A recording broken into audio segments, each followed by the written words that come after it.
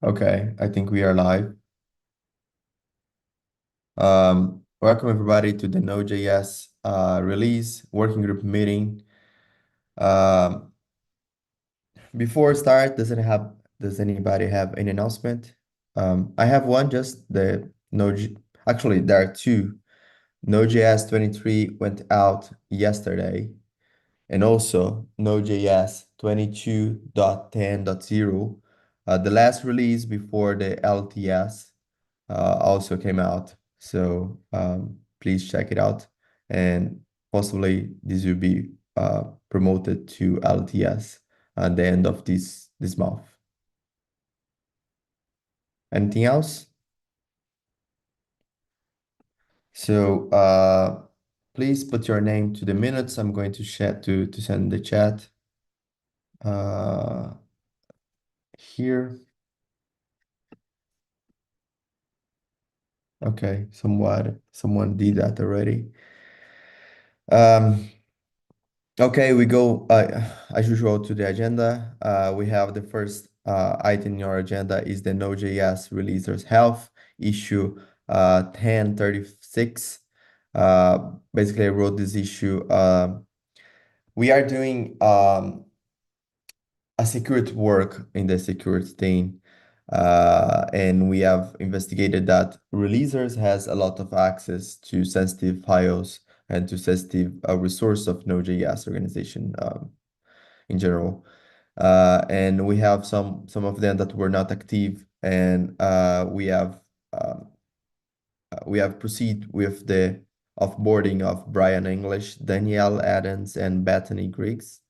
There are just there's just one remaining step, which is open a pull request to Docker Node to remove their GPG key from Node keys. I can do that right after this meeting. And I don't think, and also it's in any case, if they watch this meeting, they are always welcome to get back to the release group. They were very helpful, and they did a very long work on the release group. So thank you for everything. Uh, Moving on, we have the Node.js 23 release plan. You might have noticed that we didn't write a blog post for Node.js 23. The main reason is that I didn't have time to do that. So I wrote the changelog, a really basic changelog. So um, I might be missing some features, but I try to describe only the some major ones. In case someone is complaining about something, feel free to send a request to the blog post and update it as Joy did to just elaborate a bit more on the required ESM. So I'm going to close this issue as completed, and we can use it as a reference for Node.js 24. Next one, creating a branch rule for a known LTS staging branch.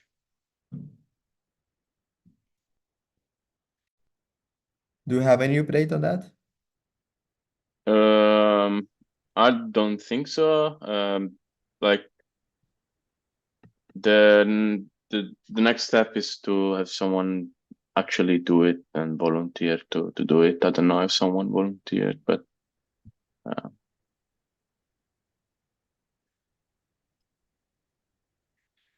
Okay.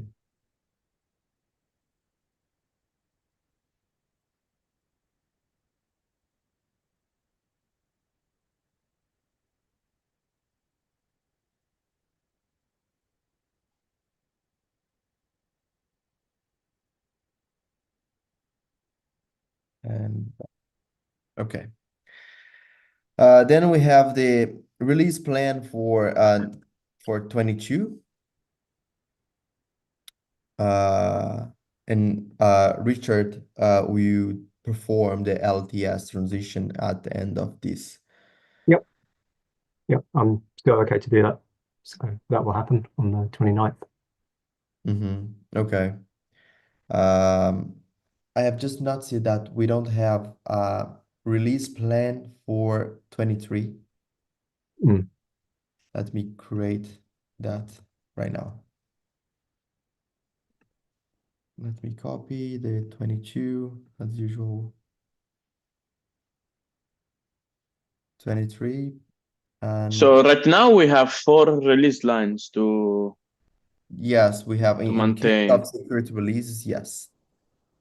Uh, Yeah. Good news, huh?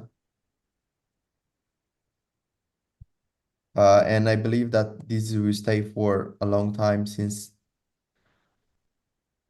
18 will be end of life just next year, right?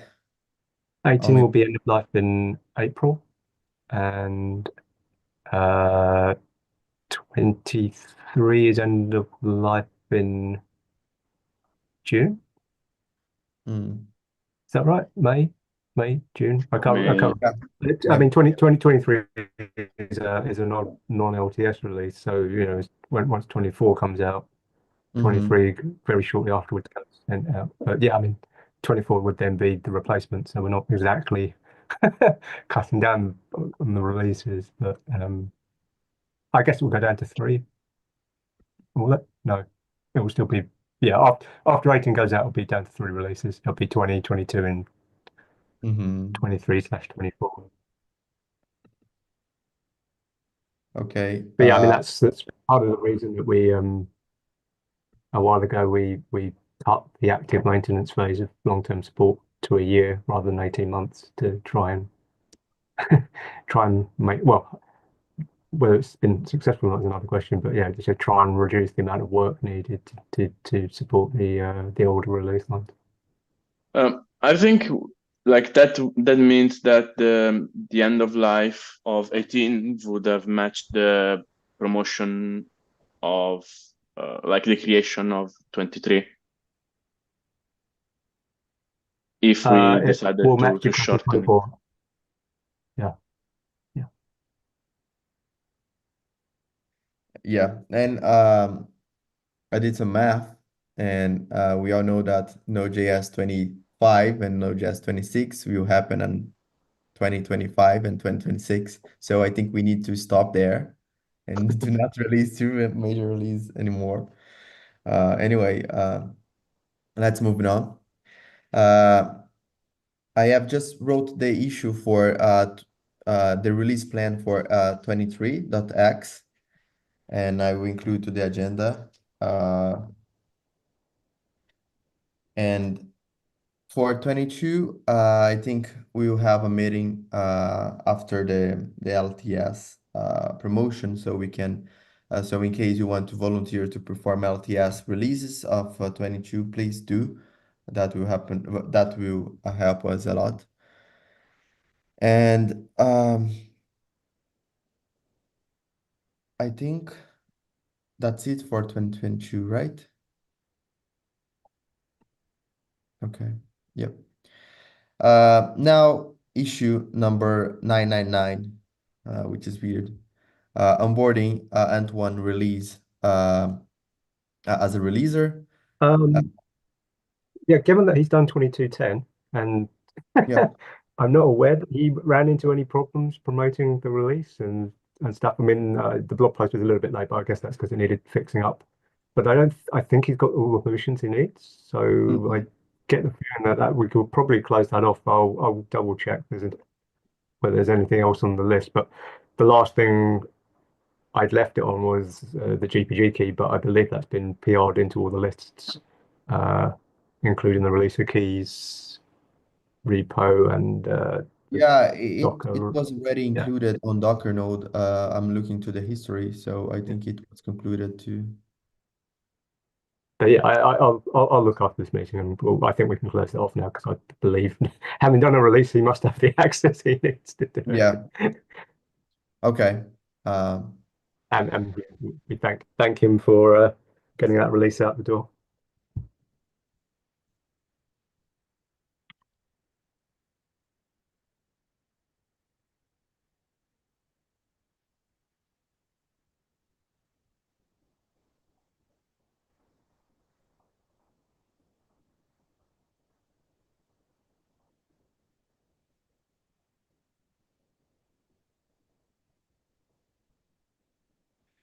Okay, next one is 20 active release, active Um, LTS, and it's not active anymore, right?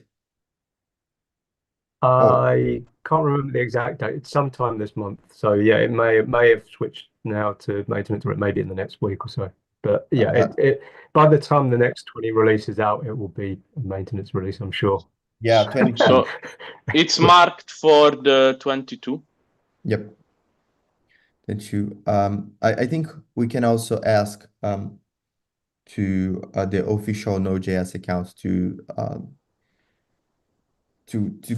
release or to post a tweet or LinkedIn informing users that okay, if you are using 20, you only will receive you only receive the security updates, but no features anymore. So in case you want to get be up to date, please Yeah, upgrade to yeah. 22. I mean, I don't mind either way. I could always when I do the 22 LTS release, I can always put a comment in the release Okay, notes for that as well, or in the blog okay. post for that. Um, So I mean, that'll be a week later, but maybe it doesn't matter so much if there's a week's difference. I mean, it's just a message. It Yeah. really doesn't matter too much. It's more a case of now it's entered this phase, so you can still run things on it, but you need to start, perhaps Mhm. planning ahead. You don't need to move now, but you need to be aware that it's moved into this phase, and if you Yeah. What if we just it will update the continue. chain at the Oh, start and put it 29? sorry. Can we do? What if we just update the schedule and change from 22 to 29, the same day of make it current? I can't remember if there's a reason they are different. I mean, we don't do a release, Yeah. for 20 once it goes to maintenance. It's just the next release after that date will be a maintenance release. So, Mhm. um, yeah, I don't so know. I have I I don't have know a actually. question on this Mhm. regard. Like, when should we schedule the next 20 release? I can volunteer to do that, but I would like to know, like, when should we do that? Like after it becomes maintenance, like how often do we do maintenance releases? I We don't. pretty much when people feel that there's enough things that could be released in a release. It's kind of like a balance between, do we actually have fixes that we want to push out? Are there, for example, like dependency updates? Dependencies being things like, non-security OpenSSL updates. I think there was an OpenSSL update that's gone into Node 22 and 23. So at some point we want to roll those into 20 and 18. But equally, if there is some security release, maybe they'll be bundled into those. But the OpenSSL releases that landed recently are not high or even medium security issues, so they can just go out in normal releases. Um, and yeah, it's a question of like how much stuff do we have to release? Do we actually have someone to volunteer to do the release? I mean, if there's not much to release, then why spend the effort to do it? But equally, if someone has the time and wants to do a release, then they can. I think we don't want to do more than a release a month. Um, but again, it depends on what's available. If you're available, you can schedule a 20 release, when it's convenient for you. Um, I think we just need to be careful that we need to balance what might need to land in a potential maintenance release. So, we're not going to grab everything, but equally, if there are things that make sense to update, we should look at that, and discuss it in the So proposal. I Uh, and what we don't want to do is go like months. So, we don't want to end up with like 3 or 4 months between releases because that might just make it. Well, I don't know. It's kind of like we just want a cadence. It doesn't have to be an exact cadence. So, but yeah, equally we don't forget about so I releases because assume otherwise like they would. late half of November or like December would be a good time to do a 20 release. Yeah, could be. Yeah. And I have a question, like when we do maintenance release, we just like filter everything that is not like we bring in only patch and we filter out Semver minor and like everything that is feature. Yeah, I So mean, you can even you could even just look at anything that was like an LTS watch label and make a decision based on those. So you can run branch diff. You just got to be, like you said, you've got to be careful not to pull in like features or minors or anything risky. And that's where we sort of have to use your judgment. Like even if it's not a feature, if it's Yeah. if you look at it and think it's risky, maybe you don't put it back.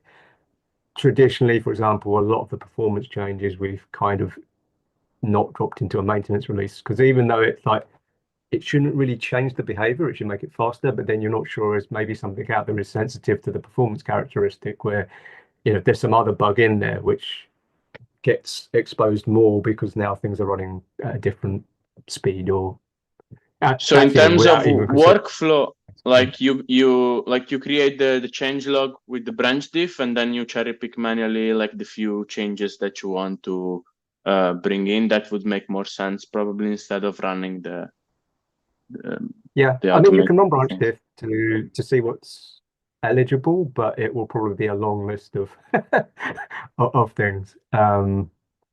Yeah, it's mainly definitely anything with the LTS watch label because that's presumably things people have tagged as some issue that may affect the old releases. Doesn't mean everything with the watch label we would land, but they are the considerations that if someone mainly it means that someone's found an issue and has observed it on like Node 20. So in theory, there is an issue in Node 20, and then we just need to, if it has been fixed in 22 or 23, we look at it, evaluate is that a low risk or that is something we want fixed in 20, and then we'll port that. What you might then need to find is if there's like a chain of dependencies of like not if there's a chain of commits which is like this can only land if this is landed and if that is landed, and then we have to have a discussion as to well how much do we need to pull in just to fix one thing. It may be that then you say well actually we need a manual backport rather than trying to do everything yourself. But again it's a judgment call. So obviously your time is yours. So if you want to spend a lot of time backporting stuff or trying to fix things to land, then you can. But equally, if it gets really complicated, I just wouldn't bother. I would just go back and say, look, we're open to landing this, but it won't land without these things, and we don't necessarily want to bring all of this stuff in, so we might need a manual backport. But yeah, it's mainly the main difference between maintenance and the active is there's no expectation that things automatically flow into maintenance. So you have more leeway to say only these things are going in, and it's a sort of judgment. I think All the right. major thing for us releases that are not like bug fixes would be dependency updates, and the reason to do that would be it would make the any potential security releases easier. So, for example, say theoretically there was a say OpenSSL. Say OpenSSL did release an OpenSSL version that fixed something that was critical or high. It will be a lot easier to upgrade like Node 20 to the next OpenSSL 3.0 release if Node 20 was at the same OpenSSL version as Node 22 and Node 23. It's not impossible to upgrade them other than that, but if the dependencies are roughly around the same version, then in theory, if any of those dependencies has a security patch that we need to get rushed out, then the less differences there are between the release lines, the less work it will be for the people involved with the security releases. That's the main reason to try and keep the dependencies roughly updated. But then you do have to balance that with, as long as those dependencies are not breaking anything, and that's where we have trouble with things like LL HTTP, where the older lines are on older HTTP because there was some break and change, which maybe in a future security update we'll need to upgrade anyway and just tell people, sorry, security reasons it needs to be bumped and there is breaking behavior, but the choice is between security and and the old behavior. And at some point you might need to make that call. But for those, I'd rather those are made, within the sphere of the security working group or the people involved with the security releases to make that call to say, look, we are going to have to break something just because to keep the security releases going. But in terms of the normal, regular, non-security releases, it's like, yeah, as long as it's not breaking, if it makes sense to upgrade the dependencies to make life easier for others. And then NPM is a special case because obviously people tend to want to be on reasonably up-to-date NPM.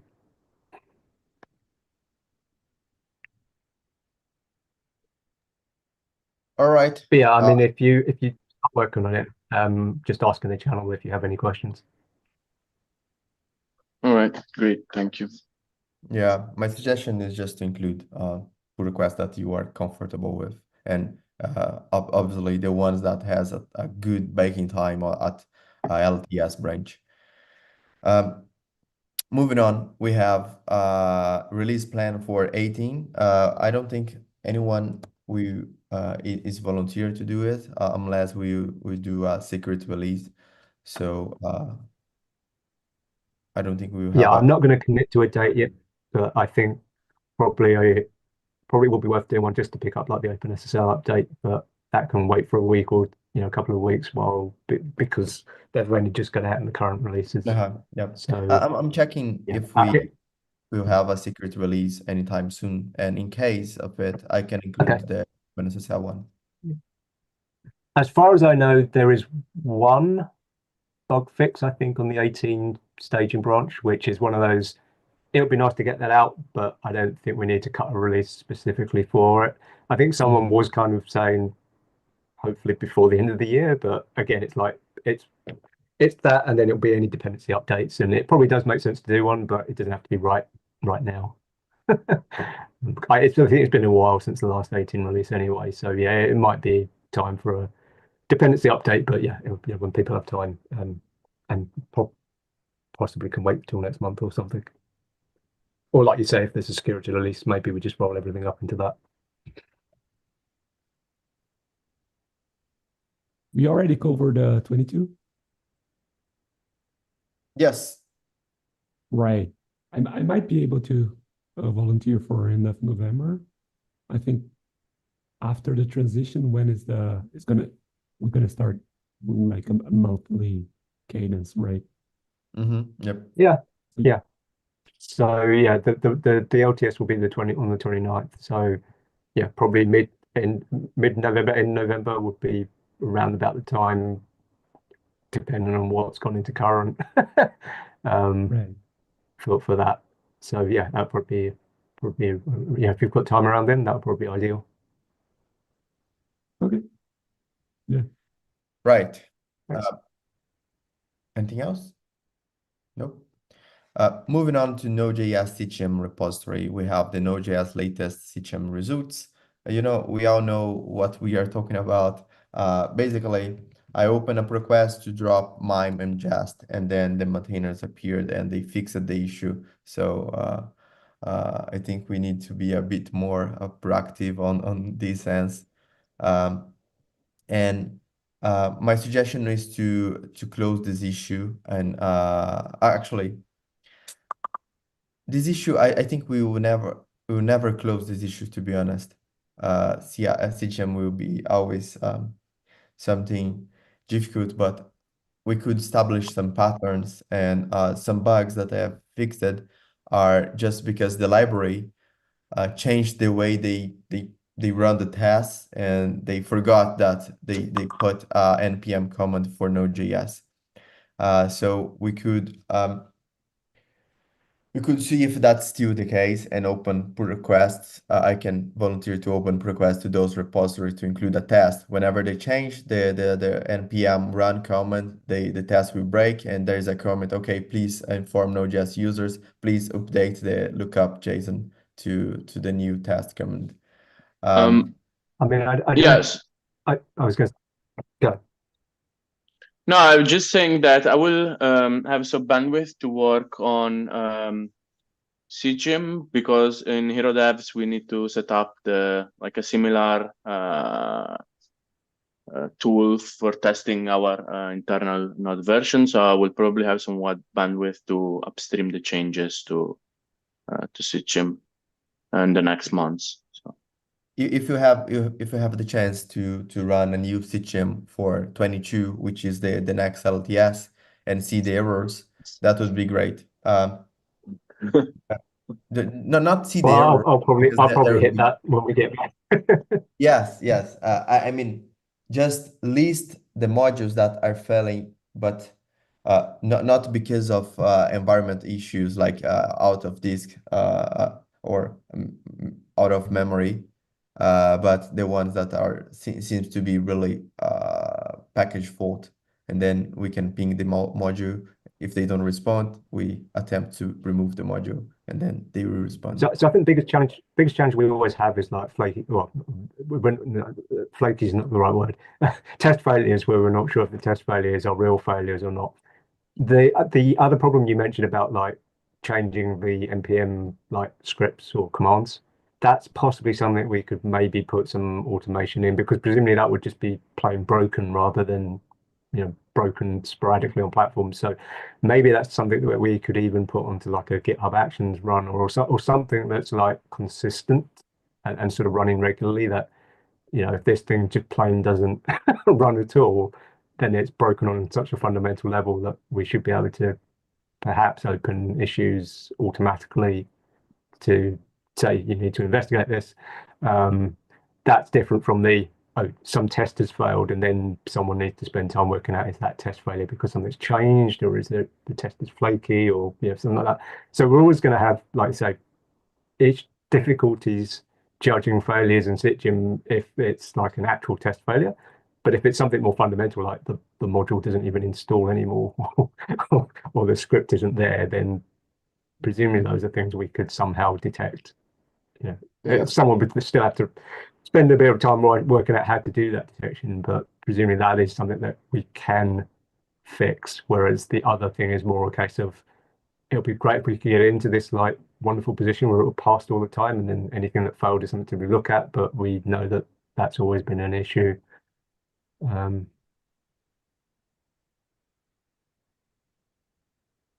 Just as an aside, I mean, I don't know. For those who haven't been watching the issue, there was like a regression reported in 23 with like some npm commands because of how paths are being parsed or reported or resolved. And a lot of people saying, well, how did this, how was this not picked up in tests and stuff? And I don't know if npm's tests would have caught it. What I do know is that we stopped running npm in Stitchum because it never passed. So again, it's kind of like, it's always we this actually like balance caught between.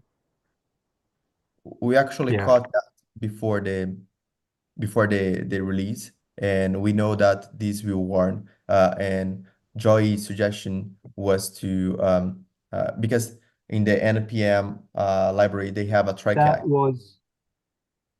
That was the ESM thing. This was a different one. Yes. This was to do with the other issue was like npm pack was just broken because it was Okay, I'm not aware of it was that. assuming, I'm trying to remember which way around it was. It was either assuming that the paths didn't have trailing slashes, or it assumed they did. And then 23 changed that behavior. So there is some parts of npm which are now getting corrupted paths because they've made an assumption with how the path module. Now, I think it was a deliberate change, but then the question is that deliberate change so breaking that the ecosystem fallout? So there is a PR to revert it. The change that was made, but that's a balancing. So it was a deliberate change, but then it might be that the ecosystem fallout is so great that perhaps it's something we need to rethink and back out. But again, I don't know if it would have been caught if we were running npm in Stitchum, but the reason we took it out is because it was always failing. So if we hadn't got it passing, would we have spotted it anyway? Which is always the question. And I think it was noted, like one of the other collaborators in the issue did have a discussion with someone else who said, this is actually going to break some workflows.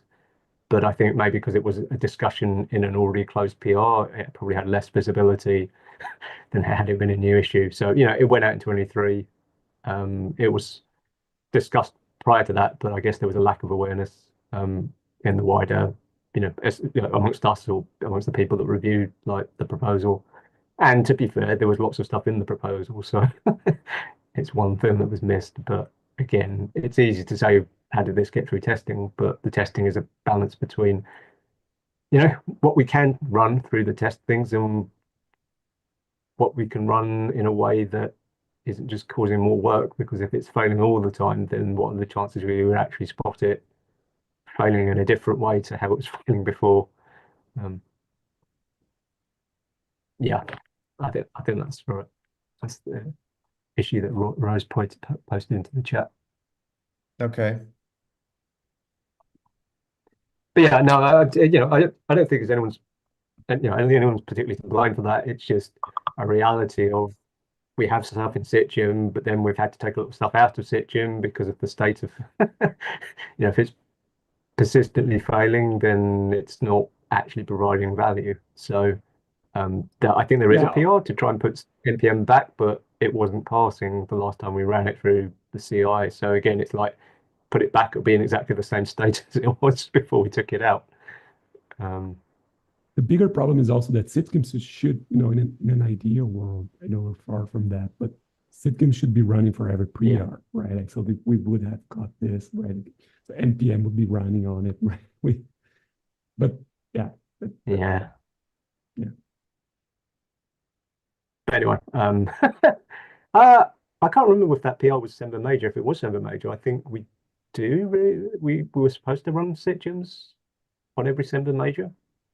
But then again, I don't know if it was run and people didn't spot it, or if it was run and because NPM wasn't tested in there, it didn't flag the problem up in the test run. I don't know. I haven't dug that far into it, but at least Semper Major PRs should have a Sitgem run on them, if I remember correctly. Okay.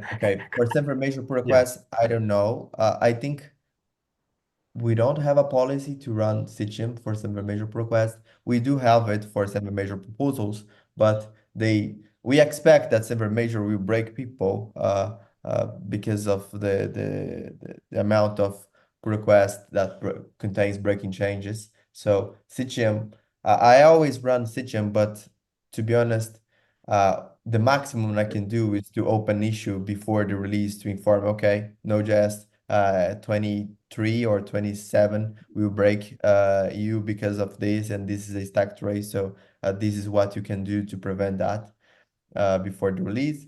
But I couldn't have time to do it as well. So I did it for 19 and 20, but time is being quite difficult recently. Do you have anything else to discuss?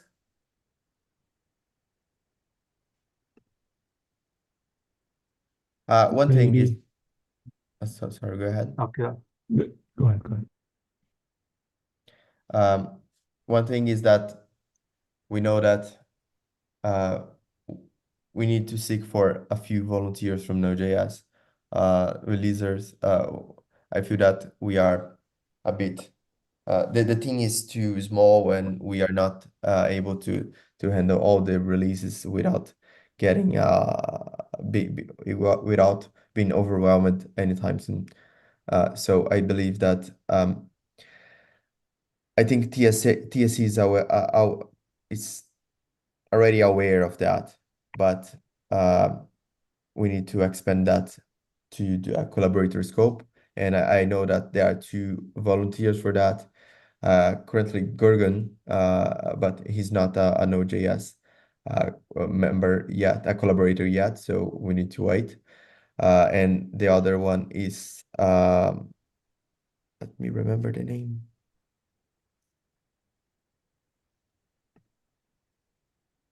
Is it Kemi? Kemi? Yeah, yes. And I suggest him to participate on this release meeting, but he sent a message to me yesterday that today is a holiday in his country, so he couldn't join. But I think he's still interested on that. I will discuss about this at the Collab Summit, but like there is some data from the collaborator survey that are interesting. And one of them is that we don't have a lot of people who are new to the project. Like most of the respondents are in between 2 and 5 years that have been in the project.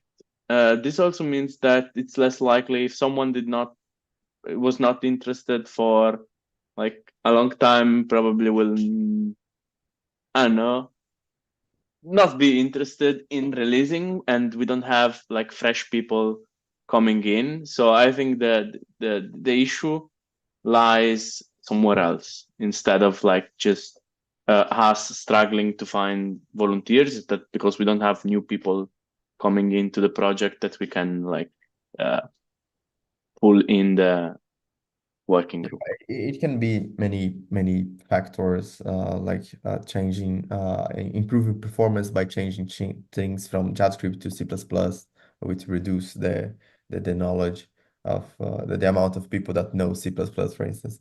And also there's some initiatives, but that's a very good survey, and we need to echo it to the OpenJS Foundation. After the Collab Summit, I'm pretty sure that we have a long brainstorming of ideas that might work and might not work, but that would be great. Yeah. Thank you for Yeah, I was sharing. going to say that. Like, do we want to plan anything? I think this is the last meeting before the summit. Is there anything else we'd like just to plan or any I think ideas for? I think for us, we don't have. I mean, I can share some updates on automation of releases. There's an open pull request from Month 1 that that automates the promotion step, which is very cool. And also the security release automation that we are moving on, and I will get back to it this month. But I don't think we we we we we need to discuss something else other than, okay, we need to get more volunteers or someone else to take a look at that. And I don't have a particular topic. I mean, Sitchem will always be a topic, but it's more general than release. Yeah, yeah. Other than the call for new releases, right, from the collaborator. Mhm. Yeah, it's always going to be challenging because, as you alluded to right at the beginning of the meeting, releases have a lot of privileges in terms of right access to systems and permissions. So you're always balancing. Yes, we would like we would like more releases, but we are balancing that with, and we also need to have some semblance of trust there that you want to, in order to do the releases, you'll be given privileges, and we need to be able to be reasonably confident that you will, not abuse those privileges. So yes, Mhm. it's balancing, but yeah, you're right. We do need to get, Yeah, I yeah, think we that. do need to keep the membership healthy, and maybe you're right about the wider issue about Node and not just the working group participations, but getting people to stick around. I think you do see new people, but I think what the survey has shown is maybe the people that are new are not actually sticking around, well, to actually end up being collaborators. So they might submit a few pull requests and then drift off for whatever reason. Mhm. I mean, it's not to say there aren't any. That there's a few people you could point at and say, yeah, they've become collaborators in the last year or two. But I think what you're saying is that's the exception rather than the common case. Yeah. Yeah.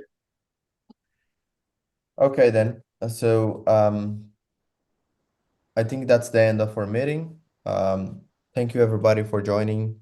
I hope to see you in 3 or 4 weeks. I don't know exactly the time between. I think it's 4 weeks. I think Sorry.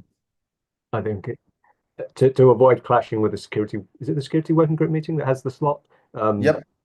It's 4 weeks because otherwise, if it's three, they then clash every other meeting or something. So I believe Okay. Michael has updated the calendar invite so that it's at the right frequency or what was there but previously. Okay. Okay, folks.